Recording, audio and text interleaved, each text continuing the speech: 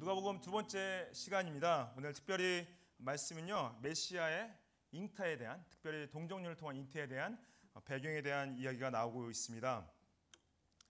26절 말씀에 여섯째 달에 천사 가브리엘이 하나님의 보내심을 받아 갈릴리 나사렛이라는 동네에 갔다. 그러죠. 여섯째 달이 언제일까요? 지난주에 저희가 엘리사벳이 세례 요한을 임신한 거를 저희가 봤죠. 그 다음에 여섯째 달인 건 뭐냐? 엘리사벳이 잉태한 지 여섯째 달 될 때에 가브리엘이 그전에는 사가랴한테 나타났죠. 근데 가브리엘이 이제 나사렛이라는 동네, 갈릴리에 있는 나사렛이라는 동네에 갔다 그래요. 근데 누구한테 나타났냐? 다윗의 자손 요셉이라 하는 사람과 약혼한 처녀에게, 이르니 그 처녀의 이름은 마리아라, 이에게 나타났다고 합니다. 나사렛이라는 동네 자체가요, 갈릴리 남단에 위치한 조그만 동네인데 아무도 신경 쓰지 않는, 정말로 보잘것없는, 누구도 종교적으로 정치적으로 고립된 아무 의미 없는 동네라고 생각하시면 됩니다. 거기에 간 거죠. 가서 가브리엘이 마리아에게 이렇게 말합니다. 그에게 들어가 이르되 은혜를 받은 자여 평안할지어다, 주께서 너와 함께 하시도다 하니. 그래요. 은혜를 받은 자, 여기서 영어로 보시면 Oh greetings, oh favored one, favored one. 은혜를 받은 자요. 은혜를 받았다는 게 뭐냐? 어떠한 특별히 자격이 없는데도 불구하고 은혜를 받았다는 건데, 여러분들 마리아가 이때 기록을 봤을 때 가진 게 진짜 아무것도 없는 분이셨습니다. 배운 것도 없고 재산도 없고 가족 배경도 없고 내세울 게 아무것도 없어요. 왜 하나님이 마리아를 택하셨냐? 아무도 알 수가 없습니다. 그냥 은혜예요. 은혜. Oh favored one. 근데 그 은혜가 뭐냐? The Lord is with you. Lord is with you. 너와 함께한다. 여러분들, 하나님이 우리와 함께 하시는 것이 가장 큰 은혜인 걸 믿으십니까? 예, 우리 진정한 페이버는 뭐냐? 하나님이 나와 함께 하신다. 하나님의 인재, 그것이 가장 큰 은혜입니다. 놀래죠? 놀래서 그 처녀가 그 말을 듣고 놀랐다 그러죠. 근데 그냥 한국말로는 그냥 놀랐다 써 있는데 영어로 보시면은 She was greatly troubled. 그냥 당황하고 그냥 당한 것이 아니라 굉장히 당황하고 굉장히 무서운 거죠. 여러분들 천사가 본인 앞에 나타나신 게 있으신 분? 그렇다, 천사가 앞에 나타났다고 하신 분들 계세요. 예, 좀 궁금합니다. 혹시 꼭 나타나시면 저한테도 좀 말씀해 주십시오. 저도 천사 좀 만나 뵙고 싶은데, 천사가 여러분들 하지만은 보이지 않게 저희 함께하고 있는 거 아시죠? 근데 여기서는 보이게 나타난 거죠. 놀랬겠죠. 사가랴도 놀랐죠. 그래서 30절에 보시면은 천사가 이르되 마리아여 무서워하지 말라 그래요. 근데 이 동일한 말을 가브리엘이 사가랴에도 했습니다. 사가랴야 놀래지 말라 말했죠. Do not be afraid. Do not be afraid. 당연히 무서웠겠죠. 이게 무슨 일이지? 이게 나한테 왜 이 사람이, 이 하나님의 현현 천사가 나한테 왜 나타나지? 두렵고 떨렸겠죠. 당황했겠죠. 그럼 30절에 또 말씀하시죠. 내가 하나님께 은혜를 입었다. 하나님께 은혜를 입었다. 하나님께 어떠한 은혜를 입었냐? 내가 잉태하여 아들을 낳으니 그 이름을 예수로 하라. 메시아, 너가 하나님께 은혜를 입었는데 어떠한 은혜를 입었냐면은 너를 통해서 메시아가 잉태할 거야 하신 거예요. 정말 말도 안 되게 당황했겠죠. 예수의 이름의 의미가 뭡니까? 예수님의 이름의 의미. 예수님은 이제 헬라 단어고요. 그리고 이제 히브리어로는 여호수아라고 하고, 이제 히브리어를 헬라어로 번역할 때 여호수아를 예수로 이제 바꾼 거죠. 여호수아의 의미는 여호와는 구원이시다. 여호와는 구원이시다. God is deliverance. God is our salvation. 하나님께서 예수님을 구원으로 보내주신 거죠. 특별히 이제 여기서 누가는 이 누가복음을 지난주에도 말씀드렸듯이 유대인들에게보다는 헬라인들, 특별히 이방인들에게 쓰기 위해서 썼기 때문에 이제 예수라고 말을 한 거죠. 이 말씀을 아시다시피 이사야서 7장 14절 말씀을 성취하는 말씀입니다. 그래서 이사야서 7장 14절에 그러므로 주께서 친히 징조를 너에게 주실 것이라 보라, 누가 잉태해요? 처녀가 잉태하여 아들을 낳을 것이요 그의 이름을 임마누엘이라 하라. 왜 여기서는 예수라고 안 그러고 임마누엘이냐? 마태복음에는 그대로 임마누엘을 하죠. 임마누엘의 뜻이 뭡니까? God with us. 하나님께서 우리와 함께 하신다. 그래서 하나님은 구원이시다라는 뜻은 하나님이 함께 하신다는 뜻과 동일한 말인 거죠. 동일한 말인 거죠. 더 이상 우리가 그전에는 우리 죄로 말미암아 하나님과 함께 할 수 없었는데 하나님께서 예수를 보내심으로 말미암아 우리와 함께 하심으로 구원의 문을 여신 거죠.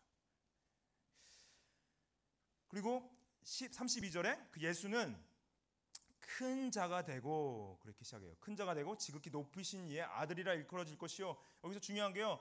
여러분들 가브리엘이 사가랴에게 나타났을 때 세례 요한은 큰 자라고 했는데 어떠한 큰 자라고 했습니까? 지난주에? 주 앞에 큰 자, 이노피언. 주 앞에 준 자.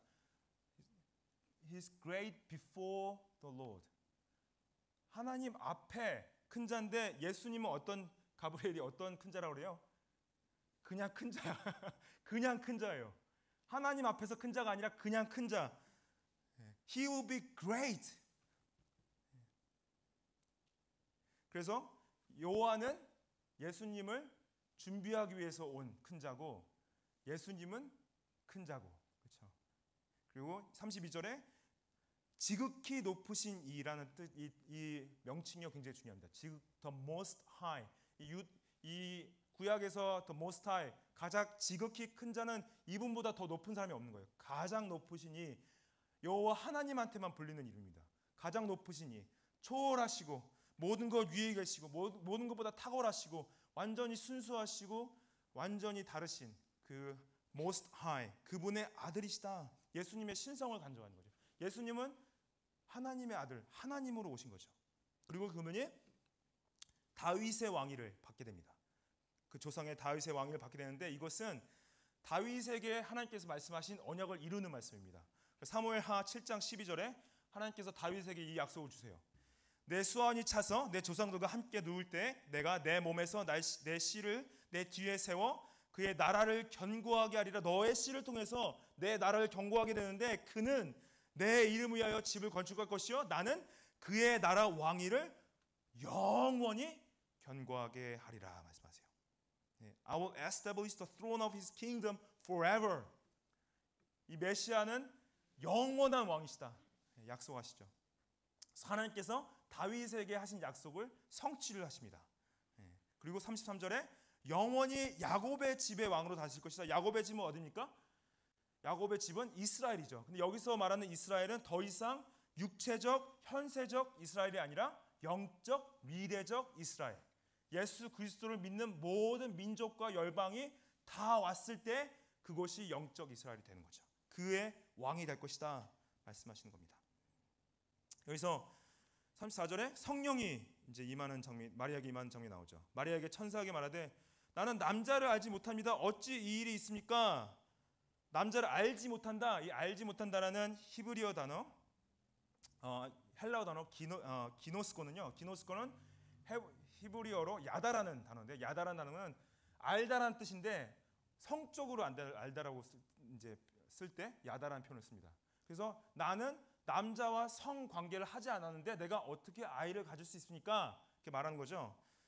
그러니까 이제 가브리엘이 대답하죠. 가브리엘이 오직 성령이 내게 임하시면 지극히 높으신 이의 능력이 너를 덮을 것이다. 성령이 너에게 임하시다. 성령이 어떤 능력을 가지고 있냐? 성령은 창조적 능력을 가지고 있다. 없는 것을 있게 만들 수 있다. 성령이 너에게 임하시면 그 능력이 너를 덮을 것이다. overshadow you. 여기서 이 헬라어 단어는 에피스키아조라는 단어는요. 구약의 쉐카이나 단어. 하나님의 영광이 성막에 임재하고 성막을 덮었던 거, 그 능력이 너를 덮을 거야. 그러면은 하나님이 하실 수 있어. 거룩한 이의 아들을 하나님의 아들이라 일컬어질 것이다. 예수님의 신적 기원이죠. 예수님이 신적 기원이 하나님의 아들이라 일컬어질 것이다. 여러분들 유대인들에게 있어서 인간을 하나님으로 부를 때 그거는 정말 죽임을 당할 만한 죄였습니다. 만약에 인간한테 가서 하나님이라 그런다? 그럼 죽임을 당한 일이었어요. 근데 이 유대인들이 예수님의 삶과 예수님의 죽음과 예수님의 부활을 보고 저 사람은 하나님이다 이렇게 선포한 거예요. 죽음을 무릅쓴 거죠. 그게 진실이었기 때문에. 36절 보시면은 보라 이제 증거를 주세요. 이제 가브리엘이 너 이제 마리아한테 어떠한 증거를 주냐? 보라 내 친족 엘리사벳도 늙어서 아들을 배었느니라 본래 임신하지 못한다고 알려진 지 이미 6달이 되었다. 그래요. 뭐냐? 봐라 엘리사벳은 다 알다시피 더 이상 아이를 가질 수가 없어. 근데 하나님께서 엘리사벳에게도 임신할 수 있는 기적을 보여주셨어. 물론 엘리사벳의 임재는 성령을 통한 잉태는 아니죠. 사가랴를 통한 잉태죠. 그렇기 때문에 그것이 너한테 증거가 될 거야. 근데 여기서 예수님께서 세례 요한과 친족 관계인 것을 유일하게 말하는 이 증거가 되는 말씀입니다. 다른 데에서는 말을 하지 않고요. 그러니까 이제 마리아가 고백합니다. 마리아가 아니죠. 가브리엘이 뭐라고 하냐면은 굉장히 중요한 말씀이 37절. 대저 하나님의 모든 말씀은 능하지 못하심이 없느니라. For nothing will be impossible with God.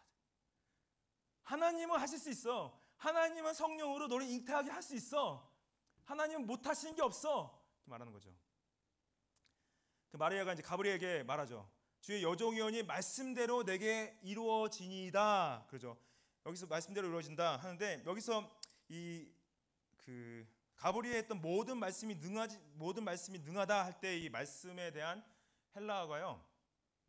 레마라는 단어인데 이제 동의어로 로고스라는 단어를 말씀을 쓸 때가 있습니다. 로고스라는 단어는 그 전반적인 개념으로서의 말씀을 말하고요. 레마는 뭐냐? 선포되어진 말씀, 진술되어진 말씀, 증명되어진 말씀, 그걸 레마라고 합니다. 그래서 여기서 레마라는 거죠. 하나님께서 선포하신 말씀, 진술하신 말씀은 항상 이루어진다 이렇게 말을 하는 거죠. 그러니까 마리아가 믿습니다. 근데 보면은 말씀대로 이루어진다 말은 했지만은 이때 마리아가 모든 걸 다 이해하고 대답한 것 같진 않아요. 이 상황 자체를 너무나 이게 천사가 나타나서 자신이 잉태한다고 하니까. 근데 그럼에도 불구하고 뭐냐? 기본적으로 다 이해는 할 수 없어도 전적인 신뢰를 보여준 거죠. 하나님 나 믿습니다. 하나님이 하시면 하실 수 있음을 믿습니다. 근데 마리아에게 굉장히 큰 두 가지 어려움이 있었습니다. 첫 번째 어려움은 뭐냐면은 그 당시 처녀로서 아이를 갖게 되면은 부정한 자로 낙인시켜서 사람들과 관계가 다 끊어지고 쫓겨나는 저주를 받게 됩니다. 그리고 또 두 번째 큰 위험은 약혼한 상태였던 요셉에게 파혼을 당할 수 있는 위험을 감수했죠. 그런데 하나님께서 마태복음에 보시면은 요셉에게 나타나시죠. 꿈에서 나타나셔서 말씀하시죠. 그래서 파혼을 당하지 않죠. 여러분들 이 동정녀 마리아가 예수님을 성령으로 잉태하는 것이 복음, 이 기독교 가르침의 굉장히 중요한 가르침인데요.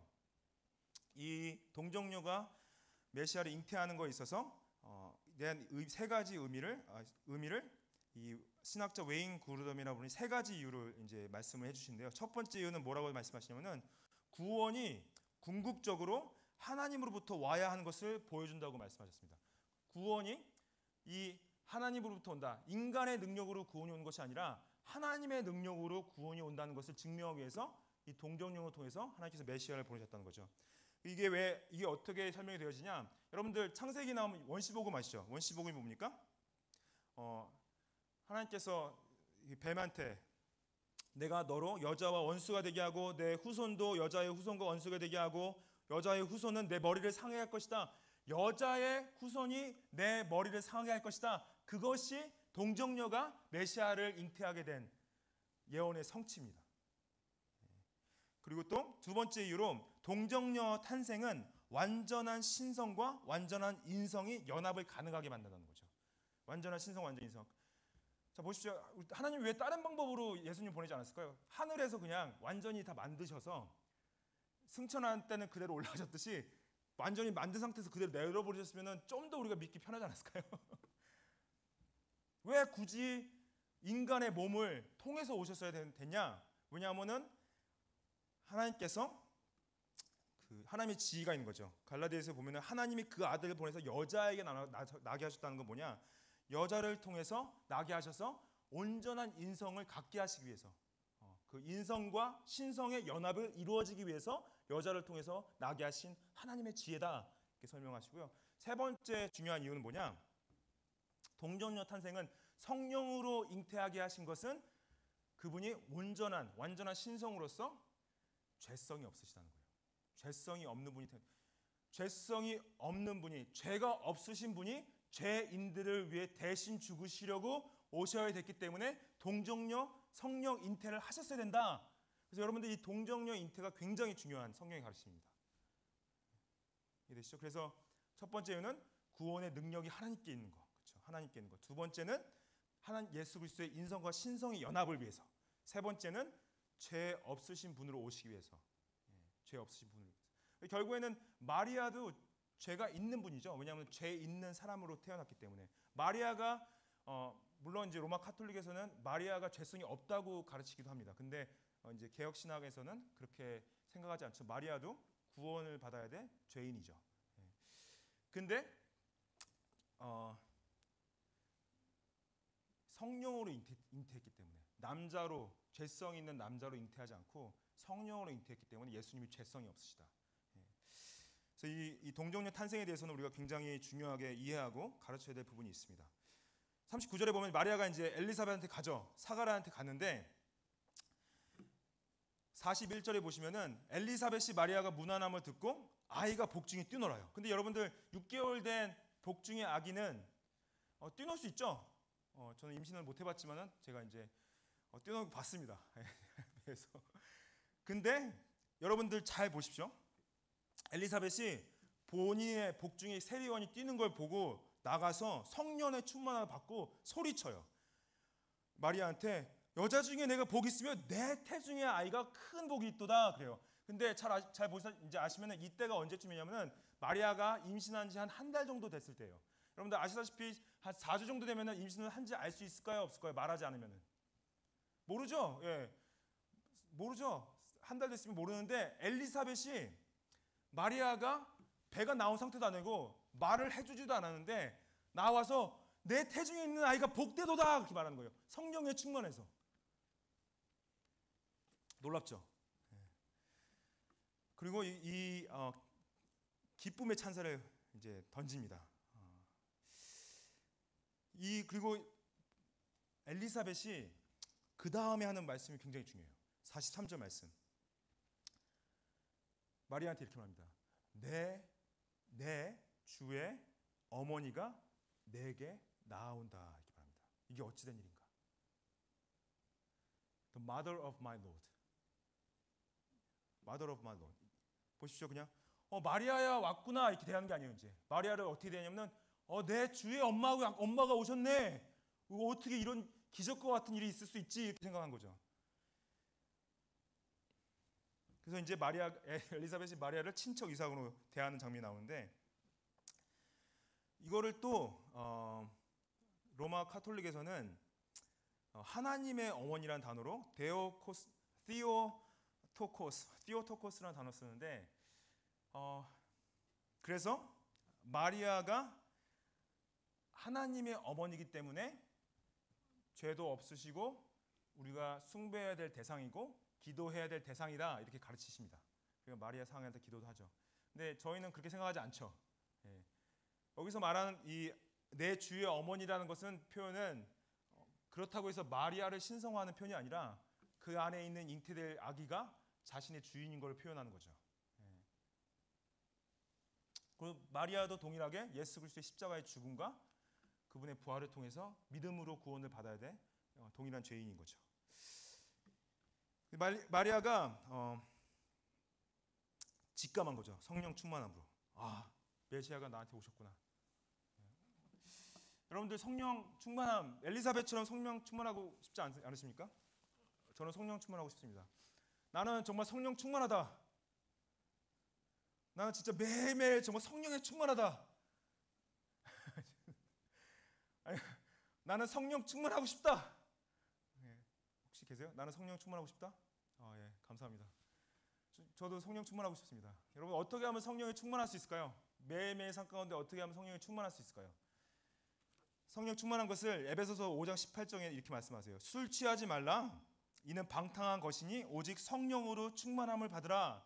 시와 찬송과 신령한 노래들로 서로 화답하며 너희의 마음으로 주께 노래하며 찬송하며 범사에 우리 주 예수 그리스도의 이름으로 항상 아버지께 감사하며 그리스도를 경외함으로 피차 복종하라. 이 18절, 20절, 21절이 성령 충만한 사람의 모습을 보여줍니다. 어떠한 사람이냐? 하나님의 임재 가운데 거하는 사람이 성령에 충만하신 사람이에요. 하나님이 느끼는 걸 느끼고 하나님이 원하는 걸 원하고 하나님이 말씀하시고자 하는 걸 말하고 하나님이 행동하고 하시고자 하는 걸 내가 행동하고 하나님께서 하나님의 마음이 있는 곳에 내 마음이 가 있는 것이 성령 충만하다. 여러분들 다 성령 충만할 수 있어요. 예수 그리스도를 믿으면 성령이 내주하십니다. 그 내주하신 성령께서 어떻게 우리를 충만하게 하시냐? 내가 원하는 것이 아니라 내가 말하고자 하는 걸 말하는 것이 아니라 내 뜻을 이루는 것이 아니라 하나님의 뜻을 이루고 하나님 원하시는 것을 말하고 하나님 원하는 것을 원할 때 내가 성령 충만할 수 있다. 아멘.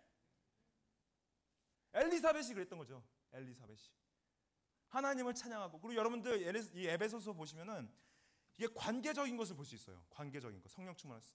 19절 보면 서로 화답한다. 21절 보면은 피차 복종한다. 성령 충만은 혼자 하는 게 아닙니다. 성령 충만은 서로 하는 거예요. 감사합니다. 사랑합니다. 용서합니다. 찬양합니다. 성령 충만한 거. 축복합니다. 성령 충만하십시오. 저 근데 진짜 그렇게 말할 수가 없는 것 같아요. 나는 성령 충만합니다. 말하기는 부끄럽죠. 근데 나는 성령 충만하고 싶습니다. 그렇게는 고백하고 싶습니다. 예. 마리아가 이제 노래를 불어요. 마리아의 창가, The Magnificat, Magnificat. 이 제 말씀 본문을 제가 2019년도 이 멜번 서북에 처음 와서 첫 크리스마스 때 이 본문을 가지고 제가 설교를 했습니다. 혹시 기억하실지 모르겠는데 1장 46절부터 55절까지 이 마리아의 창가가 나오는데요. 이 마리아의 창가는 사무엘상 2장에 나온 한나의 노래와 굉장히 비슷한 부분이 많이 있습니다. 46절 보면은 마리아가 이르되 내 영혼이 주를 찬양하며 내 마음이 하나님 내 구주를 기뻐하였음은 그의 여종의 비천함을 돌보셨음이라. 보라 이제 후로는 만세 나를 복이 있다 일컬으리로다. 그렇죠. 그래서 비천하다, 여종의 비천함을 돌보셨다는데 이 비천함은요 헬라어로 타페이누스라는데 이게 낮아도 진짜 뭐 정말 아무것도 없는 거예요. 아까도 말씀드렸듯이 본인이 도저히 이해할 수가 없어. 왜 하나님을 자신을 택하셨는지. 내세울 수 있는 게 아무것도 없는 거예요. 근데 여러분들 그거 아십니까? 그게 그 복음의 비밀이라는 거죠. 누가 하나라도 내세우기 원한다면은 그 복음의 진수, 그 은혜를 경험하고 체험할 수 없기 때문에 하나님께서 이 비천한 마리아를 택하셔서 구원하셨다는 거죠. 배운 거 없고 가진 거 없고 배경 없고 아무것도 없는 이 마리아를 하나님께서 택하셔서 자신의 메시아를 보내셨다는 거죠.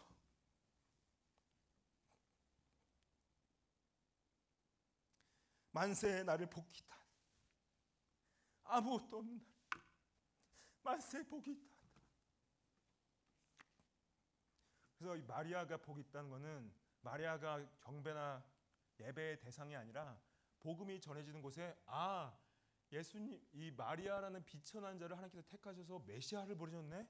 그럼 나 같은 사람도 구원할 수 있는 거야.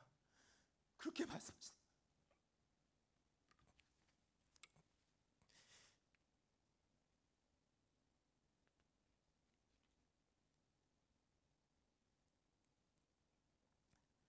사실 49절 능하신 이가 큰 일을 내게 행하셨다.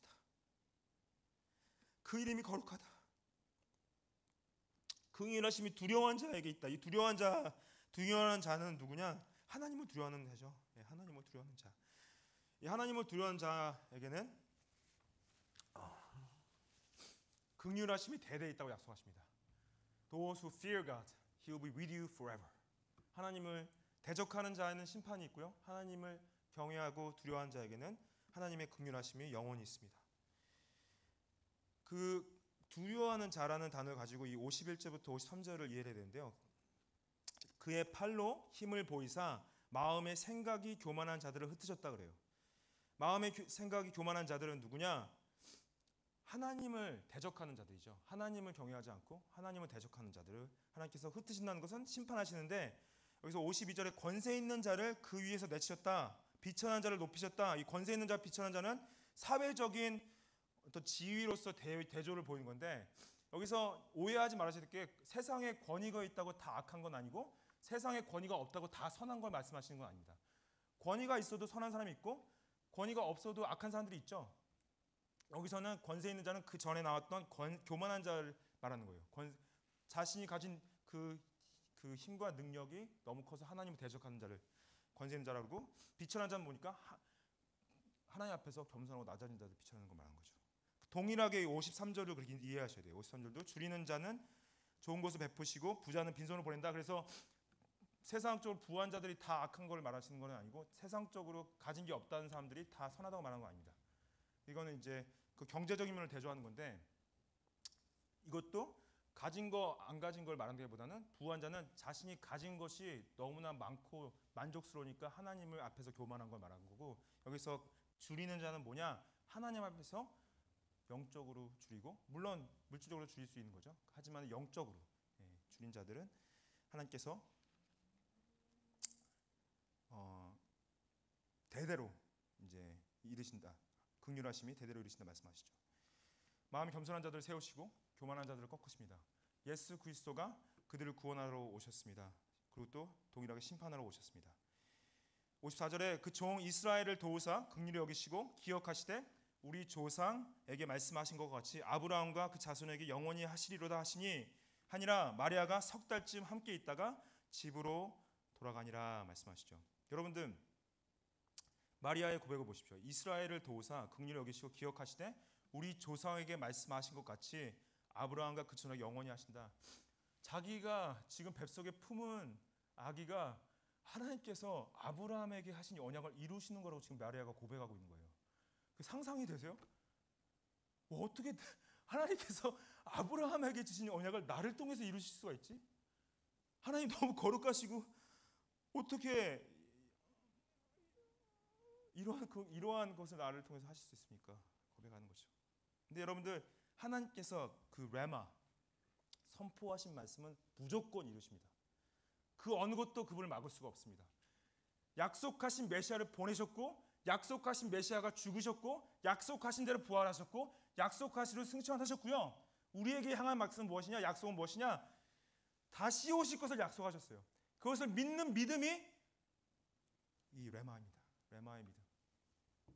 예수님이 다시 오실 때 어떤 걸 약속하셨냐? 우리 눈에 눈물을 닦으시고 우리의 모든 고통으로부터 자유케 하시고 우리의 죄로부터 사해 주시고 새 하늘과 새 땅을 가져오시고 또 완전한 심판을 가져오실 그 약속, 그 언약을 선포하셨기 때문에, 레마하셨기 때문에 분명히 이루실 것입니다. 분명히 이루실 거예요. 하나님께서 언약을 이루시는 것은 하나님의 가장 큰 은혜이심을 믿습니다. 같이 기도하시겠습니다.